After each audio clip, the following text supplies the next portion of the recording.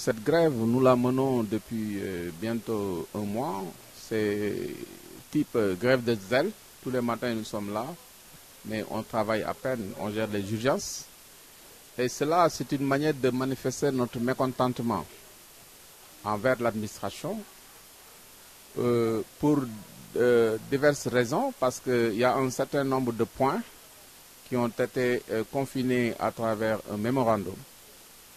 Il nous a appelés en discussion pendant 48 heures, il a pris des engagements et jusqu'à l'heure où je vous parle, aucun engagement a été matérialisé.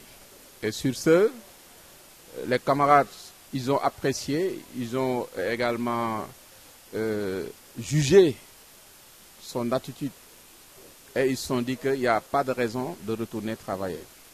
Donc, jusqu'à cette heure-ci, la lutte continue.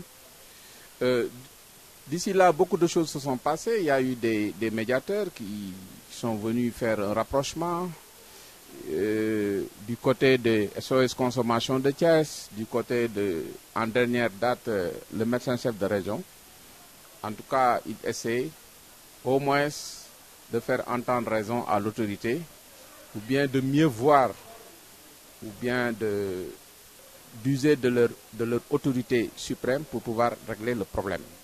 Contrairement au directeur qui, aujourd'hui, il a fait une sortie à travers Sud en disant qu'il n'y a pas de problème à l'hôpital, tout marche bien et que simplement il y a des syndicalistes qui aujourd'hui, pour se mesurer, donc pour se tailler une place donc, au niveau des instances suprêmes, sont en train de faire une démonstration de force, qui est une grosse déception de notre part, hein, parce que il a reconnu auparavant qu'il y a eu des problèmes, on a discuté, il s'est engagé. Et aujourd'hui, c'est lui qui n'a pas respecté ses engagements. Donc, c'est décevant. Heureusement qu'il y a une autorité qui est motivée, qui a beaucoup de volonté, à savoir le médecin-chef de région, et au-delà le président du conseil d'administration, parce que le médecin-chef de région vient de m'apprendre que demain, ils ont convoqué un conseil extraordinaire pour pouvoir régler le problème.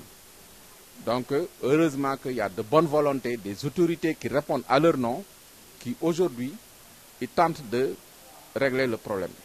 On peut dire que l'hôpital ne marche pas, et vous, journalistes et population de Thiès, vous en savez quelque chose. Parce que le SUTSAS est majoritaire dans cet hôpital. Le SUTSAS également est présent dans tous les services, et pas n'importe quelle station. Tous les majors de service, les spécialistes sont tous du SUTSAS. Donc le SUTSAS ne travaille pas, signifie que le système est paralysé. Ce n'est pas ce qu'on a voulu faire. Mais donc, encore une fois, on a en face de nous une autorité qui ne reconnaît pas sa part de responsabilité dans ça. Et c'est malheureux. Hier, j'ai lu à travers sa sortie, tantôt il dit qu'il n'y a pas de problème, ce sont des syndicalistes qui sont en train de faire démonstration de force. Tantôt, il dit qu'ils ont paralysé l'hôpital. C'est paradoxal. Soit c'est l'un, soit c'est l'autre. Donc, nous sommes en face de cette situation. Mais on dit que encore il y a de l'espoir avec le conseil d'administration. Parce que même s'il y a des gens qui sont égarés, qui sont perdus dans cette lutte-là, peut-être il y a d'autres qui ont gardé la tête froide, qui ont su qu'ils sont des responsables et ces bonnes volontés vont devoir régler ce problème.